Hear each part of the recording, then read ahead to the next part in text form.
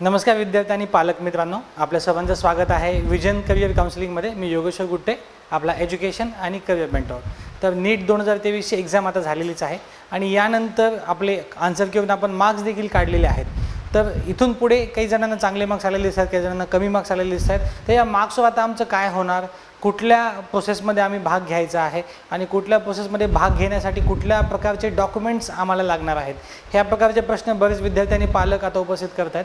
तेव्हा सगळ्या प्रश्नांचं उत्तर देण्यासाठी कुठल्याही महाराष्ट्रातल्या किंवा महाराष्ट्राबाहेरच्या ॲडमिशन प्रोसेससाठी, म्हणजे यावर्षी जर तुम्हाला मेडिकलच्या ॲडमिशन प्रोसेसमध्ये भाग घ्यायचा असेल तर ॲडमिशन प्रोसेससाठी लागणाऱ्या सर्व डॉक्युमेंटची माहिती देण्यासाठी मी हा व्हिडिओ बनवतो आहे। तर सर्व विद्यार्थ्यांनी पालकांना विनंती आहे त्यांनी हा व्हिडिओ शेवटपर्यंत पाहायचा, जेणेकरून कुठलीच माहिती त्यांच्याकडून मिस होणार नाही। आणि महाराष्ट्रामध्ये किंवा बाहेरच्या राज्यामध्ये जरी देखील तुम्हाला ॲडमिशन करायचं असेल तर त्यासाठी लागणारे सगळे डॉक्युमेंट्स आपण आता काढून घ्यायचे आहेत। 1 एप्रिलच्या नंतर काढलेले डॉक्युमेंट्स यावर्षी व्हॅलिड असणार आहेत। ज्या डॉक्युमेंटची व्हॅलिडिटी ज्या डॉक्युमेंटवर व्हॅलिडिटी नसते ते डॉक्युमेंट तुम्हाला परत काढायचे नाही आहेत, पण ज्या डॉक्युमेंटवर व्हॅलिडिटी असते तर ते डॉक्युमेंट त्याची व्हॅलिडिटी चेक करून आपल्याला 1 एप्रिलनंतर, म्हणजे आता ऑलरेडी आपण मे महिन्यामध्ये आहोत, तर आता तुम्ही सगळे डॉक्युमेंट इश्यू करून घेऊ शकतात। तर सुरुवातीपासून अगदी बेसिकपासून ते एकदम डिटेलपर्यंत सगळ्या डॉक्युमेंटची माहिती मी व्हिडिओमध्ये सांगणार आहे। तर चला वेळ न घालवता सुरुवात करूया। सर्वप्रथम आपण पाहू शकतात की आपल्याकडे सगळ्यात पहिल्यांदा एकदम बेसिक म्हणजे 8 ते 10 पासपोर्ट फोटो आपल्याकडे असणं गरजेचं आहे। त्यानंतर विद्यार्थ्याचं आधार कार्ड, आता आधार कार्ड अपडेटच केलेलं पाहिजे का किंवा जुनं चालतं, तर कशाही प्रकारचं आधार कार्ड ज्याच्यावर आधार नंबर आणि फोटो असावा, लहानपणीच असला तरी चालतो, तुम्ही मधल्या काळामध्ये अपडेट केलं तरी चालतं, अपडेट नाही केलं तरी चालतं, पण फक्त तुमचं आयडेंटिफिकेशन ओळखण्यासाठी तुमच्याकडे आधार कार्ड असणं गरजेचं आहे। त्यानंतर यावर्षी जो तुम्ही नीट UGचं कन्फर्मेशन पेज, म्हणजे तुम्ही नीटचा जो फॉर्म भरला होता, म्हणजे तुम्ही जे नीटची डेट आली होती एक्झाम फॉर्म भरण्याची, त्या डेटमध्ये तुम्ही जो फॉर्म भरला त्या फॉर्मचं कन्फर्मेशन पेज ज्याच्यावर तुमचे सगळे डिटेल्स आहेत ते पेज तुम्हाला ॲडमिशन प्रोसेसमध्ये लागतं। ओके, ते पेज तुमच्याकडे ॲडमिट कार्ड काढण्याच्या आधी देखील आहे, त्याच्या कॉपीज तुम्ही काढून ठेवायच्या आहेत। आता जर ते पेज हरवलं असेल, सापडत नसेल तर तुमच्या ईमेलवर देखील ते पेज आलेलं आहे, ते ओपन करण्यासाठी तुमचा डेट ऑफ बर्थ हा तुमचा पासवर्ड असतो, तो तुम्हाला तिथनं काढून घ्यायचा आहे। आता पुढचा डॉक्युमेंट आपण बघूयात, तो म्हणजे नीटचं ॲडमिट कार्ड। आता ॲडमिट कार्ड आपल्याला ॲडमिशन प्रोसेसमध्ये बऱ्याच ॲडमिशन प्रोसेसमध्ये अपलोड करावं लागतं, तेव्हा जे तुमचं 5 पानी ॲडमिट कार्ड किंवा 3 पानी ॲडमिट कार्ड, यावर्षी 3 पानी ॲडमिट कार्ड आपल्याकडे होतं, त्यातलं पहिलं पान जरी तुमच्याकडे असलं तरी देखील तुमचं काम होतं। तर पहिलं म्हणजे कन्फर्मेशन पेज, दुसरं म्हणजे नीटचं ॲडमिट कार्ड। त्यानंतर जेव्हा 1-1.5 महिन्यानंतर नीटचा निकाल लागेल, नीटचा निकाल लागल्याच्यानंतर नीटचं रिझल्ट त्याची PDF, म्हणजे रिझल्टची PDF किंवा तुम्ही रिझल्ट प्रिंट करून घेतल्यानंतर त्या प्रिंटची PDF बनवून घेणं हे देखील तुम्हाला लागणार आहे। तर नीटचे बेसिक 3 डॉक्युमेंट तुम्हाला लागतात, कन्फर्मेशन पेज, ॲडमिट कार्ड आणि रिझल्ट, हे 3 नीटचे डॉक्युमेंट तुम्हाला लागतात। त्यानंतर 10वीची मार्कशीट, जर CBSE बोर्ड असेल तर 10वीची मार्कशीट, आणि जर स्टेट बोर्ड असेल तर 10वीची मार्कशीट आणि सनद, ह्या दोन्ही गोष्टी तुम्हाला इथे लागतात। त्यानंतर तुम्ही बघू शकतात 12वीची मार्कशीट, डॉक्युमेंट नंबर 8 आहे 12वीची मार्कशीट। आता 12वीचा रिझल्ट अद्याप लागलेला नाही आहे, पण जेव्हा केव्हा निकाल लागेल त्यानंतर तुम्हाला तुमच्या 12ची मार्कशीट तुमच्याकडे असणं गरजेचे आहे। ॲडमिशन काउन्सिलिंगला तुम्हाला 12ची मार्कशीट देखील अपलोड करायला लागते। तुमच्या मार्कशीटवरनं, तुमच्या मार्क्सवरनं तुमची एलिजिबिलिटी चेक केली जाते, तेव्हा मार्कशीट देखील कंपल्सरी आहे। आता एक जनरल डॉक्युमेंट जो सगळ्या मुलांना लागतो, आता हे जे डॉक्युमेंट मी सध्या तुमच्यापुढे समोर प्रेझेंट करतो आहे, हे डॉक्युमेंट असे आहेत की सर्व कॅटेगरीच्या मुलांकडे हे सगळे डॉक्युमेंट असणं गरजेचं आहे। याच्यामध्ये आपण कॅटेगरी वाईज डॉक्युमेंटचं अजून डिस्कशन करत नाही आहेत, हे सगळ्या मुलांकडे हे डॉक्युमेंट असणं गरजेचं आहे। तर त्यामध्ये डॉक्युमेंट नंबर 9 आहे तुमचं नॅशनॅलिटी कम डोमासाईल सर्टिफिकेट। आता काही जण म्हणतात की सर आमचं नॅशनॅलिटी वेगळे डोमासाईल वेगळे, असं चालतं का? तसं देखील चालतं, एकत्र सर्टिफिकेट ऑफ एज, नॅशनॅलिटी आणि डोमासाईल असं देखील असलं तरी चालतं। त्यानंतर 10 नंबरचा डॉक्युमेंट आहे तुमच्या 12वीची TC, म्हणजे 12वीचं लिव्हिंग सर्टिफिकेट। आता हे 12वीचंच लिव्हिंग सर्टिफिकेट नाही आहे, जर असे काही विद्यार्थी आपल्याकडे असतील ज्यांनी कुठं ना कुठे ॲडमिशन घेतलेलं आहे, त्यांनी B.Pharmacyला किंवा कुठल्या तरी सायन्स कोर्सेसला रिपीट करताना ॲडमिशन घेतलेलं आहे, तुम्ही तिथली जरी लिव्हिंग सर्टिफिकेट काढून ठेवली तरी चालते। आत्ताच काढायची का? तर नाही, तुम्ही ती काढायची तयारी ठेवायची, जेव्हा तुम्हाला एखाद्या कॉलेजला ॲडमिशन घ्यायचं असेल तेव्हा ते लागतं, किंवा जर तुमच्याकडे नॅशनॅलिटी प्रूफ नसेल तर त्यावेळेस देखील तुम्हाला तुमची TC नॅशनॅलिटी प्रूफ म्हणून चालते, कारण TCवर तुमची नॅशनॅलिटी लिहिलेली असते। ओके, त्यानंतर फिटनेस सर्टिफिकेट। आता फिटनेस सर्टिफिकेट काय असतं, दरवर्षी आपल्याला आपल्या DMAR एक सर्टिफिकेट इश्यू करते, ज्यावर आपल्याला एक MBBS डॉक्टरचा सही शिक्का आणावा लागतो। त्याचा फॉर्मॅट जो आहे तो आपल्या कट ऑफच्या बुकमध्ये किंवा DMARच्या वेबसाईटमध्ये किंवा मागच्या वर्षीचा कुठल्याही तुम्हाला वेबसाईटवर तो फॉर्मॅट सापडेल, आपल्याकडे देखील तो फॉर्मॅट अवेलेबल आहे। तर तो फॉर्मॅटवर तुम्हाला फिटनेस सर्टिफिकेट बनवून घ्यायचं आहे. आता सर्टिफिकेट तातडीने बनवून घ्यायची गरज नाही, जेव्हा रिझल्ट लागेल, काउन्सिलिंग चालू होईल त्यावेळेला तुम्हाला ते सर्टिफिकेट बनवून घ्यायचं आहे. त्यानंतर आता ज्या विद्यार्थ्यांचं रिपीट आहे, सिंगल असेल, डबल असेल, किंवा ज्यांनी कुठे ॲडमिशन न घेता रिपीट केलेलं आहे, ज्यांचा एज्युकेशनल गॅप आहे, आता ज्यांनी ॲडमिशन ठेवलेलं आहे त्यांनी गॅप काढायची गरज नाही आहे, पण ज्यांनी कुठंच ॲडमिशन ठेवलं नव्हतं, 12वी नंतर सरळ 1 किंवा 2 वर्षाचं गॅप असेल, त्या विद्यार्थ्यांनी गॅप सर्टिफिकेट तयार ठेवणं गरजेचं आहे. इथे तुम्हाला दिसतंय गॅप सर्टिफिकेट देखील तुम्हाला इथे दिसतंय. ओके. त्यानंतर आता विद्यार्थ्याचं voter I D annexure C, बऱ्याच काउन्सिलिंगमध्ये हे लागत नाही, पण जेव्हा तुम्हाला कॉलेजमध्ये जॉईन करायचे तेव्हा हे ॲनेक्सर सी तुम्हाला सांगितलं जातं. आपल्या कट ऑफ बुकच्या शेवटच्या पानांमध्ये आपण ॲनेक्सर सी म्हणजे वोटर आय डी तुम्ही जर काढला असेल तर वोटर आय डी, पण काढला नसेल तर वोटर आय डी काढतो या प्रकारचं एक शपथपत्र तुम्हाला द्यायचं असतं, तर ते देखील तुम्ही काढून घ्यायचं आहे. वोटर आय डी असेल तर टेन्शन नाही आहे, पण वोटर आय डी नसेल तर एक शपथपत्र तयार ठेवायचे. हे ॲडमिशनला लागतं, काउन्सिलिंगला लागत नाही, पण ॲडमिशनला हे सगळे डॉक्युमेंट असे आहेत की हे एकदा काढून ठेवले तर तुम्हाला ॲडमिशनपर्यंत चिंता करायची गरज नाही आहे. ओके. पुढचा डॉक्युमेंट आहे कॅरेक्टर सर्टिफिकेट. आता हा पण डॉक्युमेंट ॲडमिशनला लागतो. कॅरेक्टर सर्टिफिकेट म्हणजे काय, तुम्ही ज्या 12वीच्या किंवा तुमचं जे शेवटचं कॉलेज आहे त्या कॉलेजमधून तुमची TC काढल्यानंतर ते एक तुम्हाला वर्तवणूक प्रमाणपत्र देतात, ज्यामध्ये तुमची वर्तवणूक कॉलेजमध्ये कशी होती याबद्दल मेन्शन केलेलं असतं. सिम्पल 2-3 लाईनचं सर्टिफिकेट असतं. ह्याचा फॉर्मॅट देखील आपल्या कट ऑफ बुकच्या लास्ट पेजमध्ये अवेलेबल आहे, किंवा ऑनलाईन देखील हा फॉर्मॅट तुम्हाला कुठेही मिळून जाईल. 12वीच्या कॉलेजमधून तुम्हाला हे काढायचं असतं. आता मायग्रेशन सर्टिफिकेट, जर ज्या विद्यार्थ्यांना आता मार्क्स थोडे कमी आहेत आणि त्यांना महाराष्ट्राबाहेरच्या राज्यांमध्ये ॲडमिशन प्रोसेसमध्ये भाग घेऊन बघायचा असेल, त्या विद्यार्थ्यांनी मायग्रेशन सर्टिफिकेट देखील बनवून घ्यायचं आहे. ऑनलाईन HSCच्या बोर्डच्या वेबसाईटवर तुम्हाला मायग्रेशन बनवून घ्यावं लागतं. त्यामुळे तुम्हाला तुमचे 12वीचे डिटेल्स भरावे लागतात आणि मग तुम्ही तुमचं मायग्रेशन सर्टिफिकेट काढून ठेवू शकतात. त्यानंतर आहे CET सेलचं ॲप्लिकेशन फॉर्म. ओके.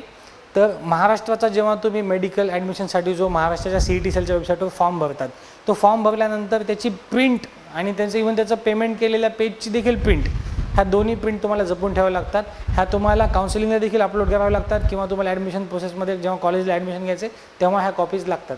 तेव्हा ही नीटचा फॉर्म भरलेली प्रिंट नाही आहे, ही नीटचा रिझल्ट आल्यानंतर जेव्हा तुम्ही शासनाच्या पोर्टलमध्ये तुमचा फॉर्म भरतात, तुमची सगळी माहिती देतात, तुमचे मार्क्स टाकतात, त्यानंतर जी प्रिंट येते ती म्हणजे ही CET सेलचं ॲप्लिकेशन फॉर्म. तेव्हा तुमचा एक CET सेलचा एक युनिक ॲप्लिकेशन नंबर असतो आणि तुमची जी यावर्षीची माहिती आहे ती पूर्ण माहिती त्यावर मेन्शन केलेली असते. ओके. त्यानंतर कॉलेज अलॉटमेंट लेटर. आता हे कॉलेज अलॉटमेंट लेटर आत्ताच नाही मिळत, जेव्हा तुम्हाला एखाद्या कॉलेजमध्ये नंबर लागतो तेव्हा CET सेलच्या वेबसाईटवर एक लेटर जनरेट होतं. ते लेटर तुम्हाला तुमच्याकडे असणं गरजेचं आहे. ओके. हे डॉक्युमेंट तुमच्याकडे ॲडमिशनच्या आधी असणं गरजेचं नाही आहे, पण ॲडमिशन प्रोसेसमध्ये हे सगळे डॉक्युमेंट तुमच्याकडे असणं गरजेचं आहे. ह्या डॉक्युमेंटची माहिती तुम्हाला असणं गरजेचं आहे की कुठला डॉक्युमेंट आधी असला पाहिजे, कुठला डॉक्युमेंट आपल्याला नंतर काढायचा आहे. ह्या सगळ्या गोष्टी क्लिअर होण्यासाठी आम्ही व्हिडिओ बनवतो आहे. आता हे झाले जनरल डॉक्युमेंट जे सगळ्या कॅटेगरीच्या मुलांना लागणार आहेत. आता आपण बघूया की जे विद्यार्थी स्पेशल कॅटेगरीमध्ये, रिझर्व्ह कॅटेगरीमध्ये येतात त्यांना ॲडिशनली काय लागतं. ओके. त्यामध्ये सगळ्यात पहिल्यांदा तुम्हाला महाराष्ट्रात ॲडमिशन घ्यायचं असेल तर तुम्हाला 3 बेसिक डॉक्युमेंट लागतात SC आणि ST कास्टला वगळता. त्यातलं पहिलं म्हणजे कास्ट सर्टिफिकेट, एकदाच काढायचं असतं, लाईफ टाईम. तुम्ही किती वर्ष जरी जुनं काढलं असेल तरी त्याची हरकत नाही आहे.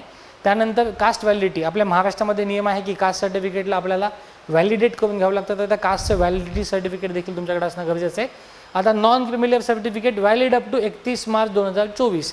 म्हणजे तुम्ही असं एक सर्टिफिकेट काढायचं आहे ज्याच्यामध्ये ते 24पर्यंत व्हॅलिड असेल, 31 मार्च 2024पर्यंत. तर जर तुम्ही सर्टिफिकेट 2021ला काढलं असेल, नॉर्मली आपल्या स्टेटमधलं नॉन क्रिमिनल सर्टिफिकेट 3 वर्ष व्हॅलिड असतं. तर जर तुमचं सर्टिफिकेट 21ला काढलं असेल आणि ते जर 24पर्यंत व्हॅलिड असेल तर परत सर्टिफिकेट काढायची गरज नाही आहे. जर तुम्ही 22ला काढलं असेल तर ते 25पर्यंत व्हॅलिड असतं. कमीत कमी 24पर्यंत ते व्हॅलिड असणं गरजेचं आहे. ओके. तर ते देखील सर्व SC आणि ST कॅटेगरीच्या विद्यार्थ्यांना सोडून ते तुम्ही काढायचं आहे. ते काढण्यासाठी तुम्हाला वरचे 2 डॉक्युमेंट लागतात. म्हणजे तुम्हाला नॉन क्रिमिनल काढण्यासाठी कास्ट लागतं, व्हॅलिडिटी लागतं, मग तुम्ही नॉन क्रिमिनल काढू शकतात. आता लक्षात घ्यायचं हे 3 पैकी एक जरी डॉक्युमेंट तुमच्याकडे नसेल तर महाराष्ट्रामध्ये तुमची कॅटेगरी आपल्याला क्लेम करता येत नाही. तेव्हा सर्व कॅटेगरीच्या विद्यार्थ्यांनी हे 3 डॉक्युमेंट कंपल्सरी लवकरात लवकर. आता बरं आहे की कास्ट आणि नॉन क्रिमिनल बऱ्याचदा मिळतं, पण व्हॅलिडिटी लवकर आलेली नसते. तर सर्व विद्यार्थ्यांनी पालकांनी एक काम करायचं की आपली व्हॅलिडिटी लवकरात लवकर त्यांनी इश्यू करून घ्यायची आहे. त्यानंतर ज्या विद्यार्थ्यांना ऑल इंडिया कोटाच्या प्रोसेसमध्ये भाग घ्यायचा आहे, ऑल इंडिया कोटा म्हणजे 15% जी ॲडमिशन प्रोसेस आहे, ज्याच्यामध्ये एम्सचे 100% आणि बाकी भारतातल्या सगळ्या गव्हर्नमेंट कॉलेजेसच्या 15% जागा, AFMC, AMU, BHU यासारख्या कॉलेजच्या पूर्ण जागांचं वाटप, म्हणजे केंद्र शासनाची प्रवेश प्रक्रिया आहे त्या प्रवेश प्रक्रियेमध्ये जर तुम्हाला भाग घ्यायचा असेल तर तुम्हाला केंद्राचं कास्ट सर्टिफिकेट काढणं गरजेचं आहे. मग SC/STच्या विद्यार्थ्यांना केंद्राचं SC/ST काढणं गरजेचं आहे आणि OBCच्या विद्यार्थ्यांना म्हणजे NT1 NT2 NT3 SBC OBC ह्या सगळ्या विद्यार्थ्यांना सेंट्रलचं OBCचं सर्टिफिकेट काढणं गरजेचं आहे. तर हा डॉक्युमेंट फक्त केंद्र शासनाच्या प्रोसेसमध्ये भाग घ्यायचा असेल तर तुम्हाला सेंट्रल OBC तुम्ही काढायचं आहे. जर तुम्हाला स्टेटमध्येच भाग घ्यायचा आहे, तुमचं फिक्स आहे, महाराष्ट्राच्या बाहेर जायचं नाही आहे, महाराष्ट्रातच ॲडमिशन घ्यायचं आहे, तर हा डॉक्युमेंट काढणं गरजेचं कंपल्सरी नाही आहे. ओके, पुढचा डॉक्युमेंट म्हणजे हा तोच होता. जर तुम्हाला केंद्राच्या प्रोसेसमध्ये भाग घ्यायचा आहे तर तुम्हाला SC/STचं देखील सेंट्रलचं सर्टिफिकेट काढावं लागतं. तर लक्षात घ्या, कास्ट सर्टिफिकेट 2 आहेत, एक महाराष्ट्राचं एक केंद्र शासनाचं, दोन्ही तुमच्याकडे असणं गरजेचं आहे. आता पुढचे डॉक्युमेंट बघूया. EWS कॅटेगरीचे जे विद्यार्थी असेल त्यांना काय स्टेट, जर तुम्हाला महाराष्ट्रात ॲडमिशन घ्यायचं असेल तर तुम्हाला महाराष्ट्राचे EWS सर्टिफिकेट काढणं गरजेचं आहे. जर तुम्हाला ऑल इंडिया प्रोसेसमध्ये भाग घ्यायचा असेल तर तुम्हाला सेंट्रलचं EWS काढणं गरजेचं आहे. ओके, हे दोन्ही सर्टिफिकेट 31 मार्च 2024 पर्यंत व्हॅलिड पाहिजेत. हे तेव्हाच व्हॅलिड असेल जर तुम्ही ते 1 एप्रिल 2023 नंतर काढलेले असेल तरच. मागच्या वर्षी काढलेलं असेल त्याच्यावरची डेट बघायची आहे, एक्सपायरी चेक करायची आहे आणि तुम्हाला हे नवीन काढून घ्यायचं आहे. ओके, आता काही स्पेशल रिझर्वेशन की जे काही विद्यार्थी वेगवेगळ्या कोटामध्ये बिलॉंग करत असतात त्या विद्यार्थ्यांना कुठले कुठले सर्टिफिकेट्स लागतात. सगळ्यात पहिल्यांदा डिफेन्स कॅन्डिडेट जे डिफेन्समध्ये येतात, तर डिफेन्समध्ये 3 प्रकारचे डिफेन्स आपल्याकडे आहे, D1 D2 D3. या कॉमनली या डिफेन्ससाठी आपल्याला काय लागतं, तर सगळ्यात पहिल्यांदा डिफेन्स 1साठी आपण बघू शकतात की एक्स सर्व्हिसमन सर्टिफिकेट आपल्याला D1साठी लागतं. D2 आणि D3साठी ॲक्च्युअल सर्व्हिस सर्टिफिकेट आपल्याला लागतं, म्हणजे तुम्ही ॲक्च्युली डिफेन्समध्ये काम करत आहात या प्रकारचं तुम्हाला सर्टिफिकेट डिफेन्स टू डिफेन्स 3साठी लागतं. डोमासाईल सर्टिफिकेट, आता डोमासाईल सर्टिफिकेट काय आहे, डिफेन्समधली जी व्यक्ती आहे ती महाराष्ट्रातलीच आहे, म्हणजे जर तुमचे वडील डिफेन्समध्ये असतील किंवा आई डिफेन्समध्ये असेल तर ते महाराष्ट्रातलेच आहेत याचं प्रूफ दाखवण्यासाठी डिफेन्स 1 आणि डिफेन्स 2च्या कॅन्डिडेटला डोमासाईल सर्टिफिकेट असणं गरजेचं आहे. आणि त्यानंतर ट्रान्सफर सर्टिफिकेट, आता हे यासाठी आहे की जर डिफेन्समध्ये एखादे विद्यार्थी म्हणजे एखादे विद्यार्थी पालक डिफेन्समध्ये आहेत पण त्यांची बदली झालेली आहे तर त्या केसमध्ये त्यांचं ते डिफेन्सचं ट्रान्सफर सर्टिफिकेट, हे काही कॉलेजचं ट्रान्सफर सर्टिफिकेट नाही आहे, डिफेन्स 3चं ट्रान्सफर सर्टिफिकेट तुमच्याकडे असणं गरजेचं आहे. त्यानंतरचा पुढचा कोटा म्हणजे MKB stands for Maharashtra Karnataka border. म्हणजे आपल्याकडे जे काही विद्यार्थी महाराष्ट्र कर्नाटका बॉर्डरग्रस्त असतील त्या विद्यार्थ्यांना जर तो कोटा क्लेम करायचा असेल त्यासाठी त्यांना सगळ्यात पहिल्यांदा MKB डिस्प्युटेड एरिया सर्टिफिकेट, ज्याला आपण MKB सर्टिफिकेट म्हणतो, ते तुमच्याकडे असणं गरजेचं आहे. दुसरं म्हणजे मदर टंग सर्टिफिकेट म्हणजे मातृभाषा सर्टिफिकेट. आता मदर टंग सर्टिफिकेट नेमकं काय असतं, सिम्पल आहे, तुमच्या TCवर तुमची मातृभाषा मराठी असं लिहिलं जरी मेन्शन जरी असेल तर तेच तुमचं मदर टंग सर्टिफिकेट असतं, यासाठी वेगळं काही काढायची गरज नाही आहे. आता दुसरं any proof showing SSC and HSC is from disputed area, तर तुम्हाला तुमच्या 10वी आणि 12वी जे MKB ग्रस्त एरियातून झाल्याचं प्रूफ तुम्हाला द्यावं लागतं. यासाठी काय करायचं असतं, जर तुमची 10वी MKB झालेली आहे किंवा 12वी MKBमध्ये झालेली आहे तर त्या शाळेच्या मुख्याध्यापकाकडनं किंवा प्रिन्सिपलकडनं लिहून घ्यावं लागतं की हा विद्यार्थी 10वीला आमच्या शाळेमध्ये शिकला, आमची शाळा या जिल्ह्यामध्ये या तालुक्यामध्ये या गावामध्ये येते, जो MKB ग्रस्त एरिया आहे असं फक्त आपल्याला लिहून घ्यावं लागतं. तेच म्हणजे हे MKB सर्टिफिकेट. आता हिलीमध्ये बरेच विद्यार्थी चुका करतात, बऱ्याच विद्यार्थ्यांकडे हिलीचं रिझर्वेशन आहे असं माहिती असतं पण त्याच्यासाठी जे सफिशियंट डॉक्युमेंट त्यांच्याकडे नसतात, ते डॉक्युमेंट तुम्ही काळजीपूर्वक बघून घ्यायचे आहेत. ते म्हणजे सगळ्यात पहिल्यांदा हिली एरिया सर्टिफिकेट, जे तहसीलमधून तुम्हाला सर्टिफिकेट मिळतं ते म्हणजे हिली एरिया सर्टिफिकेट तुमच्याकडे असणं गरजेचं आहे. दुसरं म्हणजे तुमच्याकडे पॅरेंट डोमासाईल सर्टिफिकेट. आता नॉर्मली प्रोसेसमध्ये हे 2च लागतात, म्हणजे अपलोड करायला हे 2च लागतात, पण ॲडमिशनच्या वेळेस तुम्हाला काही ॲडिशनल डॉक्युमेंट लागू शकतात. त्यामध्ये पहिलं हिली एरिया सर्टिफिकेट, दुसरं तुमचे पॅरेंट हिली एरियामध्ये राहतात, तुमचे वडील किंवा आई त्या हिली एरियामध्ये राहतात, त्यांचं तिथलं वोटिंग कार्ड किंवा त्यांचं तिथलं डोमासाईल सर्टिफिकेट तुमच्याकडे असणं गरजेचं आहे. तिसरा ॲडिशनल डॉक्युमेंट, हा अपलोड करायला नाही लागत पण हा तुम्हाला ॲडमिशन प्रोसेसमध्ये लागतो, तो म्हणजे any proof showing HSC or HSC from hilly village taluka of parent domicile. तुमची 10वी किंवा 12वी तिथून झाल्याचा प्रूफ, जसं मी MKBसाठी सांगितलं सेम तुम्हाला तुमच्या 10वीच्या किंवा तुमच्या 12वीच्या मुख्याध्यापकाकडनं किंवा प्रिन्सिपलकडनं एका लेटर शाळेच्या लिहून घ्यावं लागतं, कॉलेजच्या लिहून घ्यावं लागतं की हा विद्यार्थी आमच्याकडे शिकायला होता आणि हे इतक्या येतेपासून इतक्या येतेमध्ये तो आमच्याकडे शिकला आणि आमची शाळा या तालुक्यातल्या या गावामध्ये येते, जो हिली एरियाचा भाग आहे, असं आपल्याला आपल्या प्रिन्सिपलकडनं लिहून घ्यावं लागतं. आता डिसेबिलिटी सर्टिफिकेट. ओके, आपल्याकडे ऑलरेडी एक डिसेबिलिटी सर्टिफिकेट सिव्हिल हॉस्पिटलचं इश्यू केलेलं असतं, पण मेन ॲडमिशन प्रोसेसमध्ये तुम्हाला तुमचं डिसेबिलिटी सर्टिफिकेट जे आहे ते NTA दिलेल्या फॉर्मॅटला तुम्हाला त्यांनी दिलेल्या 12 सेंटर्सपैकी कुठल्या पण एका सेंटर्समधनं घ्यावं लागतं. महाराष्ट्रामध्ये प्रामुख्याने हे सेंटर एम्स नागपूर आणि JJ हॉस्पिटलला आहे. तर JJ हॉस्पिटल खूप जणांना इझिली ॲक्सेसेबल असतं. तर JJ किंवा एम्स नागपूरला जाऊन तुम्हाला एक सर्टिफिकेट बनवून घ्यावं लागतं जर तुम्ही डिसेबिलिटीमध्ये असाल तर. डिसेबिलिटी सर्टिफिकेट अशाच विद्यार्थ्यांना काढावं लागतं ज्यांनी नीटचा फॉर्म भरताना PWD कॅटेगरी दिलेली आहे किंवा रिझल्टच्या आधी त्यांनी त्यांची PWD कॅटेगरी तिथं मेन्शन केलेली आहे आणि त्याच्या मार्कशीटवर जर PWD आलं असेल तर त्यांना हे सर्टिफिकेट काढून घ्यावं लागतं. आता हे सर्टिफिकेट आत्ता नाही काढतायत, हे सर्टिफिकेट तुम्हाला रिझल्टनंतर NTA एक टाईम टेबल देतं. त्या टाईम टेबलमध्ये तुम्हाला मुंबईला पोहोचायचं असतं आणि त्यानंतर तुम्ही हे सर्टिफिकेट तिथून काढू शकतात किंवा नागपूरवरून देखील तुम्ही हे सर्टिफिकेट काढू शकतात.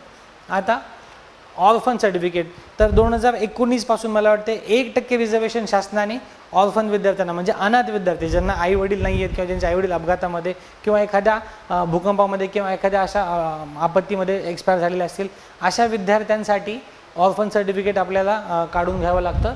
तर women's and child health welfare डिपार्टमेंटकडून आपल्याला ते घ्यावं लागतं. त्यामध्ये देखील यावर्षी 3 टाईप आहेत, ऑर्फन 1, ऑर्फन 2, ऑर्फन 3 टाईपचे ऑर्फन सर्टिफिकेट आहेत. कुठल्याही टाईपचं ऑर्फन सर्टिफिकेट ज्या कॅटेगरीमध्ये तुम्ही बिलॉंग करत असाल ते सर्टिफिकेट तुम्हाला लागतं. आता या व्यतिरिक्त आता हे झाले बेसिक सगळे डॉक्युमेंट मी कव्हर केले. आता या व्यतिरिक्त जेव्हा तुम्ही ॲडमिशन घेतात तेव्हा तुम्हाला बरेच स्कॉलरशिपचे फॉर्म भरायचे असतात, बँकेमध्ये अकाउंट काढायचं असतं, अशा बऱ्याच प्रकारचे कामं तुम्हाला असतात. तर हे ॲडिशनल एखाद्या कॉलेजच्या स्कॉलरशिप स्कीमला अप्लाय करायचं किंवा लोनला अप्लाय करायचे ह्या सगळ्यांसाठी काही ॲडिशनल डॉक्युमेंट तुमच्याकडे असणं गरजेचं आहे. त्यातलं पहिलं म्हणजे तुम्हाला इन्कम सर्टिफिकेट तुमच्याकडे असणं गरजेचं आहे. ते पण बघा, family income certificate valid up to 31 March 2024 किंवा फॉर्म नंबर 16. आता जे विद्यार्थी चे पालक सरकारी किंवा प्रायव्हेट जॉब करतात त्यांच्याकडे इन्कम सर्टिफिकेट ते काढूनच घेतात. बरेच कॉलेज तुम्हाला 16 नंबर देखील दाखवायला लावतात, तेव्हा ते दोन्ही आपल्याकडे असणं गरजेचं आहे. इन्कम सर्टिफिकेट पण आपण काढायचे आणि जर तुम्ही प्रायव्हेट किंवा गव्हर्मेंट जॉबला असाल 16 नंबर म्हणजे टॅक्स पे करत असाल तर तुम्हाला तुमचा 16 नंबरचा फॉर्म देखील दाखवायचा आहे. आता इन्कम सर्टिफिकेट म्हणजे ITRची फाईल नाही, तुम्हाला ITR किंवा 16 नंबर दाखल करून तहसील कार्यालयातनं इन्कम सर्टिफिकेट काढून घ्यावं लागतं. बरेच विद्यार्थी काय करतात, म्हणजे विद्यार्थी नाही पालक असं करतात की ITRचा फॉर्मच ते त्यांच्याकडे ठेवतात आणि त्यांना वाटतं की हेच इन्कम सर्टिफिकेट. तर तसं नसतं, ITR तहसीलमध्ये दाखल करून तुम्हाला इन्कम सर्टिफिकेट काढायचं असतं. त्यानंतर स्टुडंटचा Aadhaar link bank account in any bank म्हणजे तुमच्या विद्यार्थ्याचं आधार लिंक असलेलं बँक. आता जनधन असलं तरी चालतं, जर 18 वर्ष पूर्ण झाले असेल तर नॉर्मल असलं तरी चालतं. ते तुमच्याकडे ॲडिशनली, आता हे कंपल्सरी नाही आहे पण तुमच्याकडे असल्यास तुम्हाला ॲडमिशन प्रोसेसमध्ये तुमची सोय होते.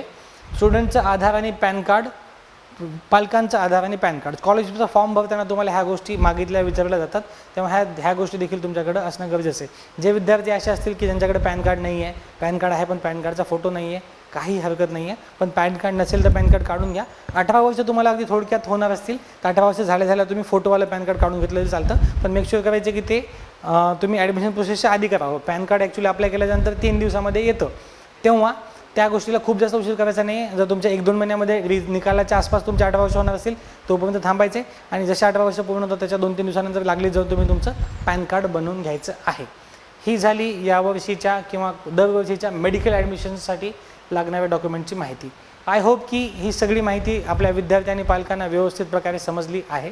ओके, या व्यतिरिक्त तुम्हाला या डॉक्युमेंटबद्दल काही डाऊट्स असतील किंवा क्वेश्चन असेल तर तुम्ही या व्हिडिओच्या कमेंट सेक्शनमध्ये आम्हाला विचारू शकतात किंवा आमचे जे नंबर्स आहेत त्या नंबर्सला तुम्ही कॉल किंवा मेसेज देखील करून विचारू शकतात. नीटचा निकाल लागल्यापासून खूप मोठ्या प्रमाणामध्ये कॉल आम्हाला येत आहेत. बरेच जास्तीत जास्त कॉल आम्ही रिसीव्ह करायचा प्रयत्न करतो. जे कॉल मिस होत आहेत त्यांना जसा जसा वेळ भेटतो त्यांना आम्ही कॉल बॅक करतो आहे. व्हॉट्सॲपला जर तुम्ही मेसेज करून ठेवला आणि तुमची क्वेरी विचारली तर आम्ही ती लवकरात लवकर सॉल्व्ह करण्याचा 100% प्रयत्न करू. ही झाली यावर्षीच्या मेडिकल ॲडमिशनच्या डॉक्युमेंटची माहिती. तर मेडिकल ॲडमिशन प्रोसेसच्या पूर्ण प्रोसेसबद्दल आता प्रोसेस काय असतात, डॉक्युमेंट्स तर सांगितले, पण पुढचे टप्पे काय आहेत, त्यात आपल्याला काय तयारी करायची आहे, प्रेफरन्स फॉर्म कशाप्रकारे भरायचा आहे, सिलेक्शन कशाप्रकारे, कॉलेजचं सिलेक्शन कशाप्रकारे करायचं आहे, काय क्रायटेरिया लावून आपल्याला करायचे, ही सगळी माहिती आपल्याला यूट्यूब चॅनलमार्फत वेळोवेळी देण्यात येणार आहे. तर मेडिकल ॲडमिशन प्रोसेसच्या अशा पूर्ण माहितीसाठी पाहत रहा विजन करिअर काउन्सिलिंग. थँक्यू.